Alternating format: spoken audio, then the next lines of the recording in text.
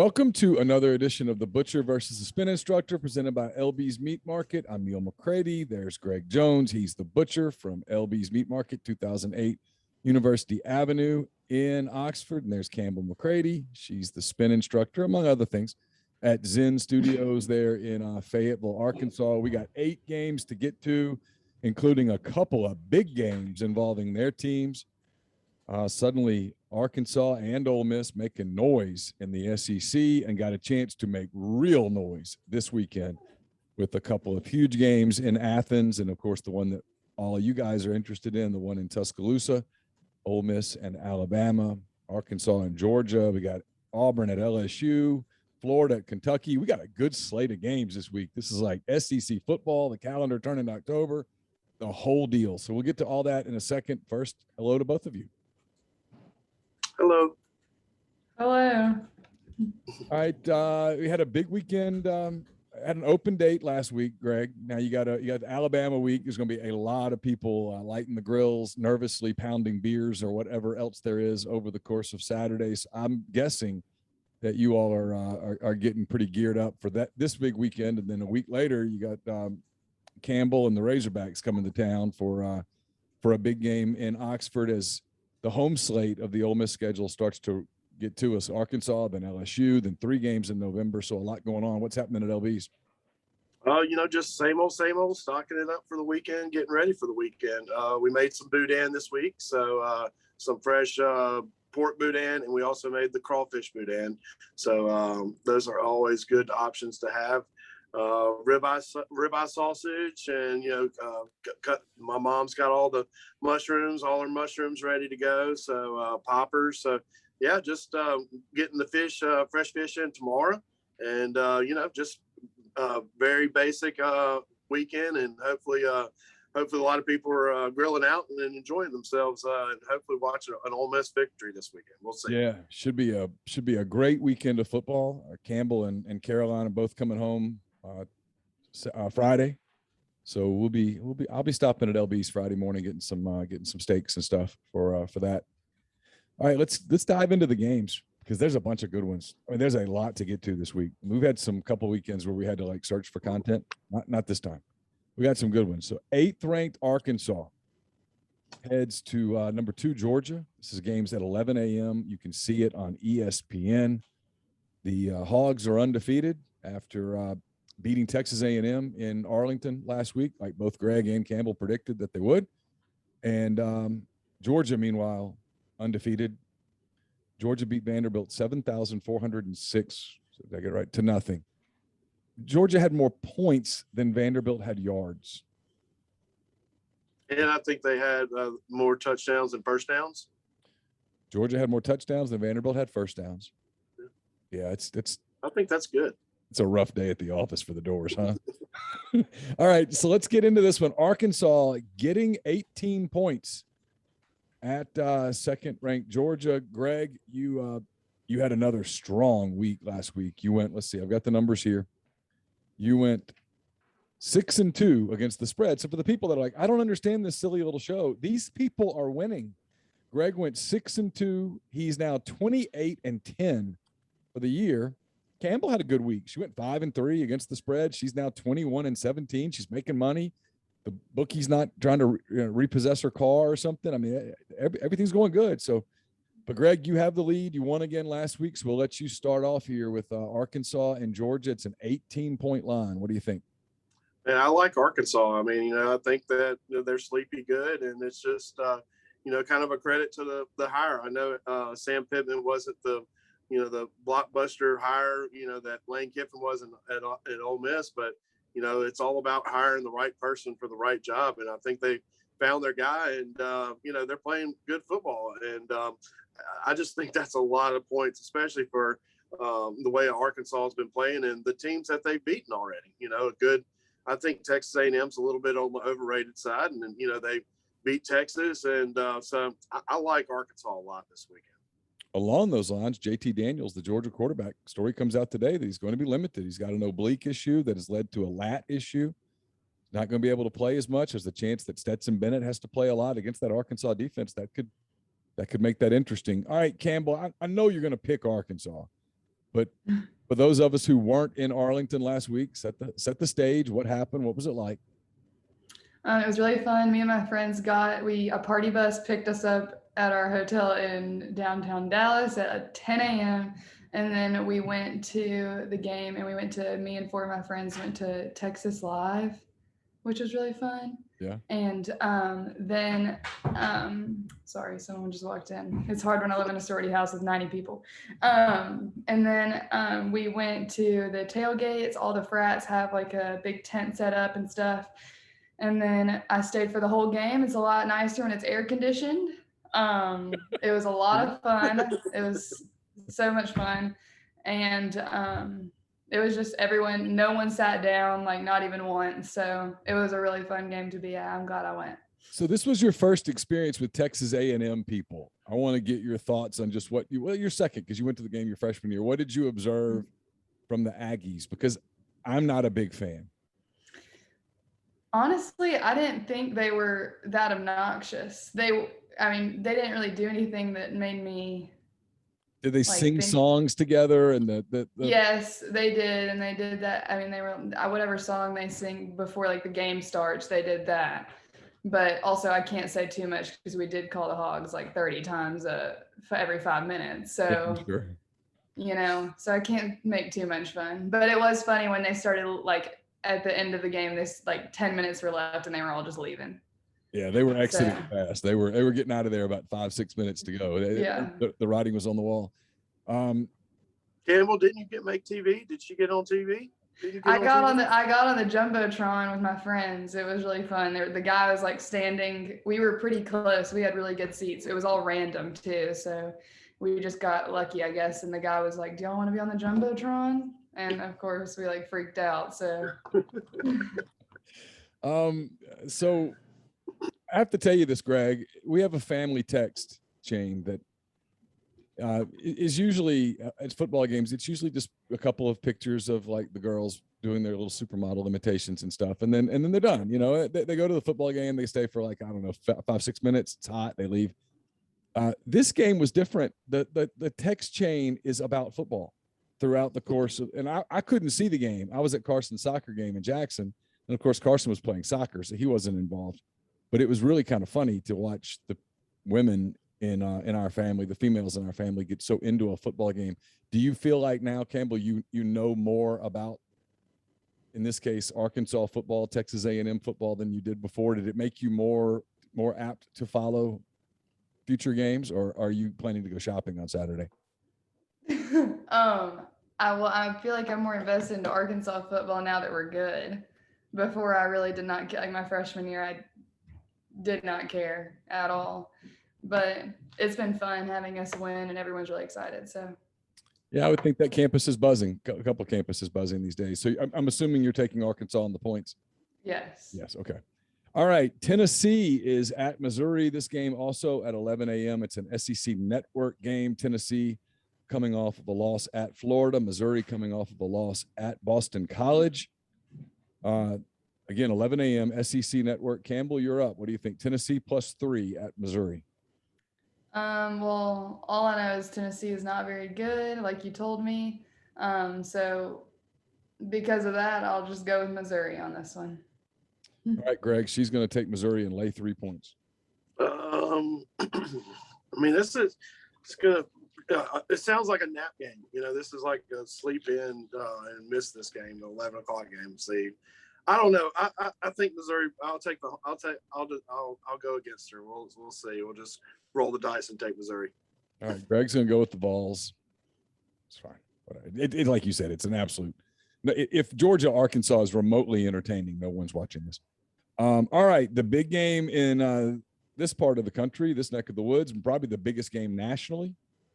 It's one of the two big national games. Arkansas Georgia's a big game. But Ole Miss at Alabama, a huge game in Tuscaloosa, 2:30 on CBS. Ole Miss was off last weekend. The Rebels are 3-0. Alabama destroyed Southern Mississippi, as we expected last week. The Tide 4-0, 1-0 in the league. Ole Miss is a 14-point underdog here, Campbell, heading to Tuscaloosa. What do you think? Well, I'm really hoping both Arkansas and Ole Miss win this weekend because I can't say the same for the next weekend. So this weekend I'll go with Ole Miss. Maybe they can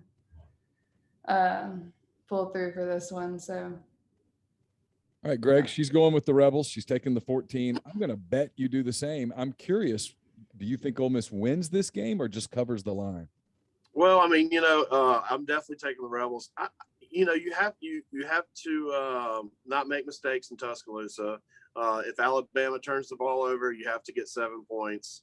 You can't, have a big run and you'd be called back on a holding penalty or stuff like that. So you really got to play a perfect game to go to Tuscaloosa and run them out of their own stadium. But the Rebs are hot right now. The offense is clicking, and I think the defense is sneaky good. You can see a lot more. I would say a lot more. The X's are and O's. The X's are in the right spots. That as to a couple of years ago, they weren't in the right spots. So, it's. I think it's going to be a really good game. I can't wait for it.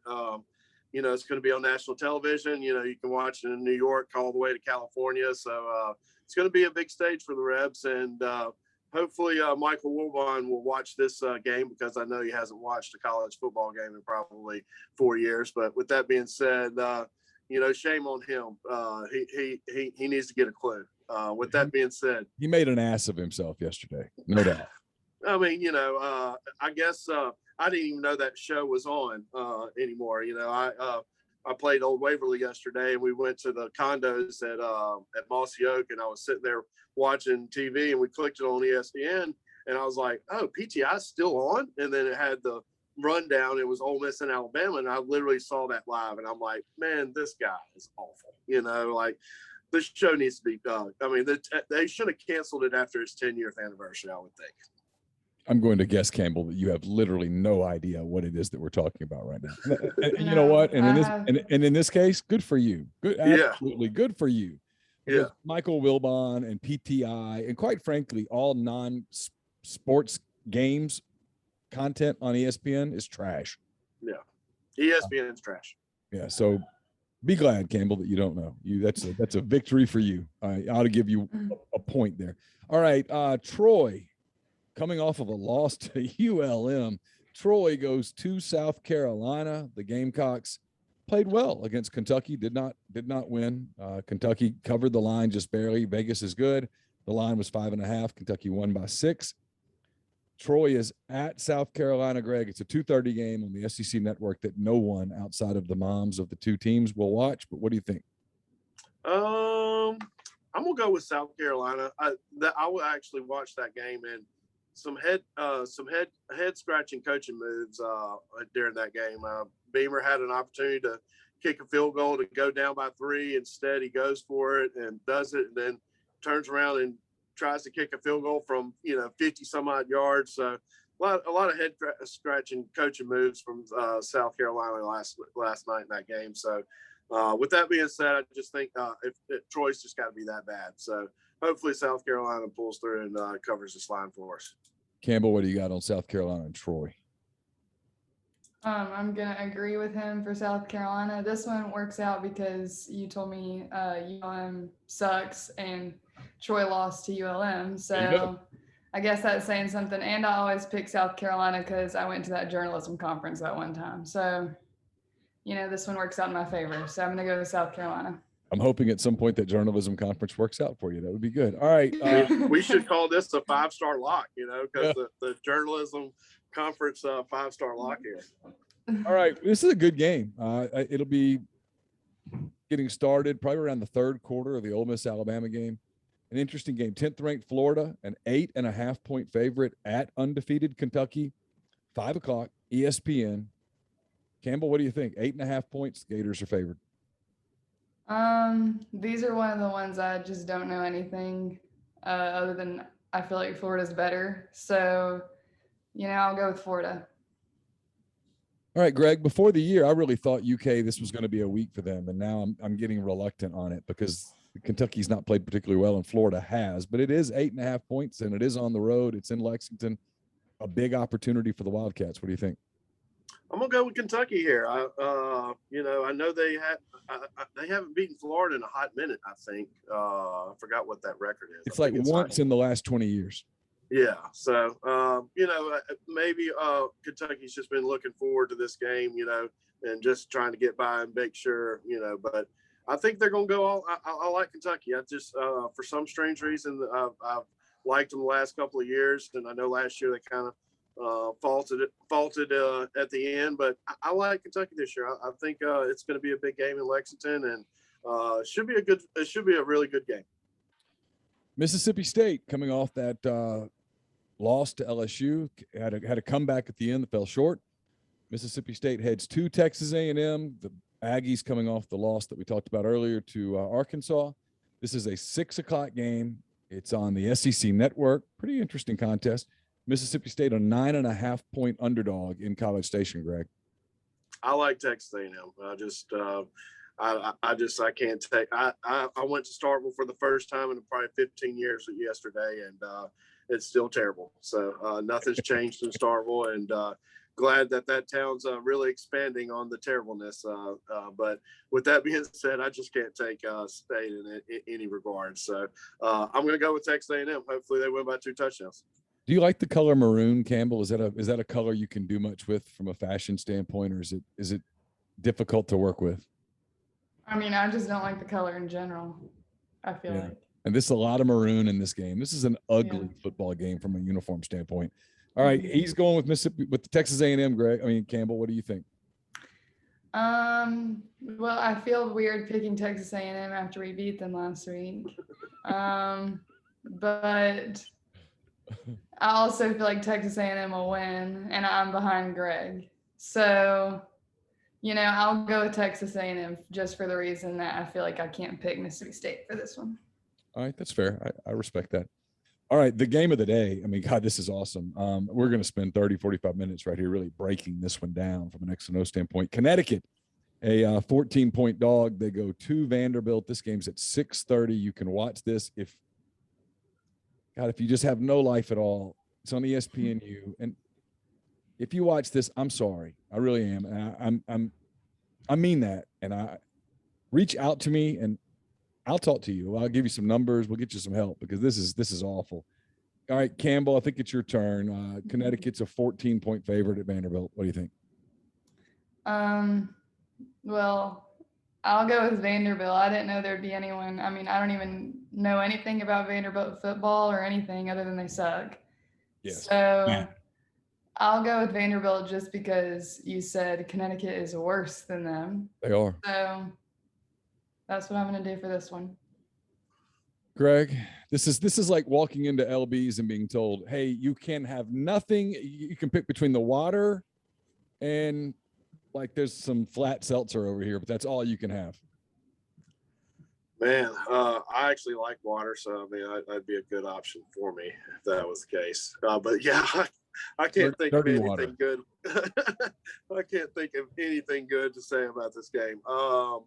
Maybe 14. Maybe Vanderbilt might not even score 14 points. So I'm going to go with the under. So with that being said, if I like the under, I mean, it'll be like 35-28. So I'm going to go with the worst team of the bunch, and I'm going to go with Connecticut. We'll just see how bad Connecticut really is.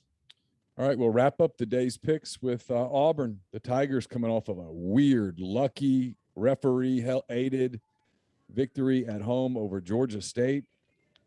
They are ranked 22nd in the country for reasons that I don't completely understand. They go to LSU. LSU coming off the win at Mississippi State. This is an 8:00 game. This is the drunk game. If you're watching this, it just means that you've watched football all day and you're going to watch more football and you've had too much alcohol to go anywhere. And so you're just sitting and watching this. This is Tiger Stadium, crazy games at night, 8:00 ESPN, LSU a 3.5-point favorite, Greg. I'm going to have to go with LSU on this. I think that, like you said, the 8:00 game, and you've, had a lot of beverages with ice to keep hydrated. And you might. Yeah, I don't think you make it past the halftime of this game. I mean, you know, if you did your Saturday right, I don't think you'll make it to halftime of this game. So with that being said, you'll find out that LSU kicked a field goal with like 1 second left to win the game. So I'm going to go with LSU. All right, Campbell, what do you think? He's taking LSU and laying the 3.5 points. I'm gonna agree. I never pick Auburn. I've developed a hatred for Auburn. And I think she's won every game this year. I think. Yeah, Georgia State was good to her last week. Yeah.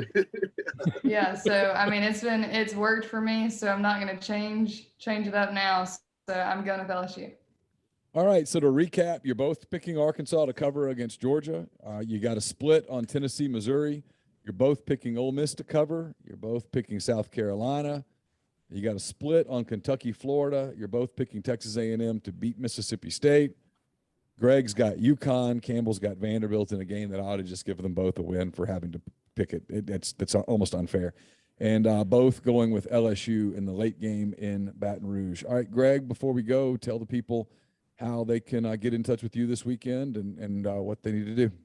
Yeah, well, I mean, always call the store, 662-259-2999. Just always call the store. If you know that you're going to want, 10 lane trains and 10 cream cheese, ribeye sausage mushrooms and 10 jalapeno poppers, it's always good to get that order in just so we can have it ready for you. And that way we always have it for you. So we have been pretty busy the last couple of weeks, and I assume we're going to be really busy this weekend and then next weekend.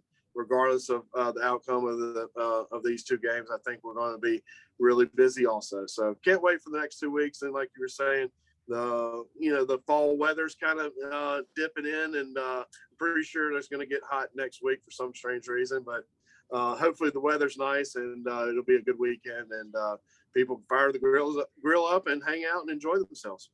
Campbell, you want to give your LB's order here, or do you want to wait and think about it? I need to think about it. I got her a beef tenderloin ready. I literally put her name on the beef tenderloin. Literally set one over the side and say, "This is Campbell's beef tenderloin." I think we're going to do some of those strips again on Friday night. The strips were fantastic with the sous vide and all that stuff. They were absolutely terrific. And they're easy to cook. You just sear it on each side. I mean, and it's a perfect amount of meat too. It's like 12 to 14 ounces, and you can eat the whole steak. So I'm a big fan of that New York strip. Yeah, I am too. All right, we'll leave it there. Greg, thanks for the time. Campbell, thanks for the time. Thanks to all of you for making us a part of your week. We'll be back next week with another edition of The Butcher versus the Spin Instructor, presented by LB's Meat Market. For Campbell, for Greg, I'm Neil. Take care.